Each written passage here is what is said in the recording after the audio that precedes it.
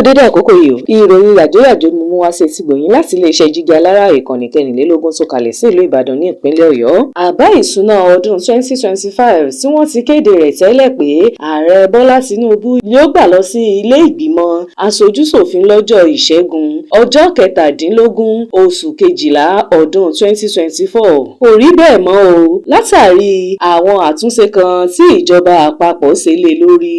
Ọjọ́rú ọjọ́ 18 oṣù kejìlá ọdún 2024 ni Ààrẹ Tinubu yóò gba àbá náà lọ báyìí gẹ́gẹ́ bí ìgbìmọ̀ tó ń rí sí ṣe sọ o.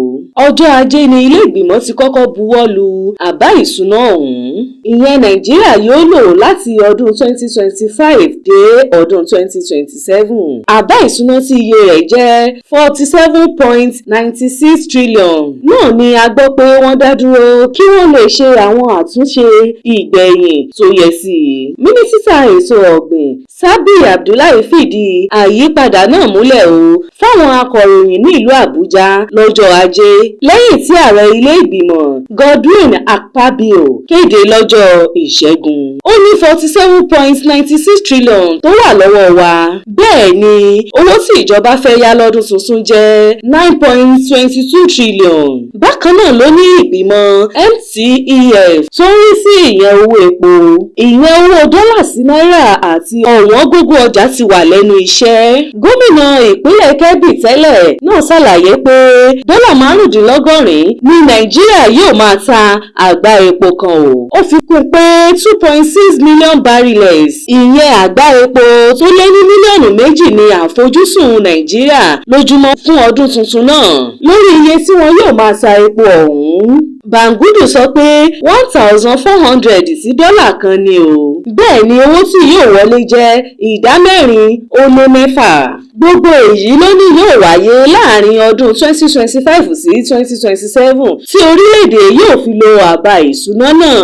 Nípa pé àfojúsùn ìjọba yìí ṣẹ̀ṣẹ̀ ṣe, Bangudu ṣàlàyé pé ó lè ṣòro láti rí bẹ́ẹ̀ o, ṣùgbọ́n kì í ṣe pé kò ṣeé ṣe rárá.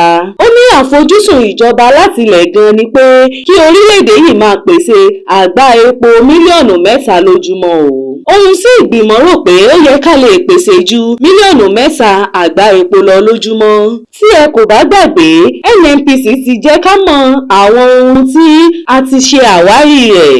Yàtọ̀ sí ibi tí wọ́n ti ń ṣiṣẹ́ wọn tẹ́lẹ̀, àwọn bíi agbègbè Kalmani, Nasarawa àti àwọn ibòmíràn.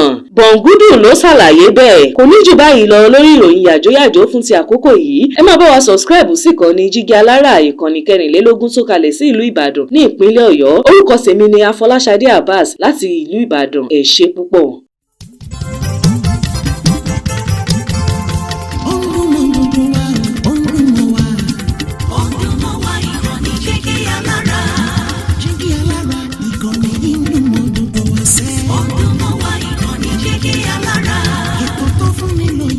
Ètò tó wà ní lọ́yẹ̀ wà ń bẹ̀. Ọdún mọ́ wá ìkànnì jígí alára. Ìròyìn lóríṣiríṣi tàbí mọ́ bó ṣe ń lọ láwùjọ.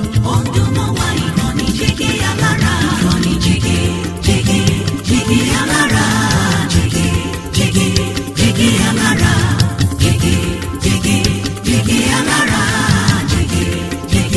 Jígí alára.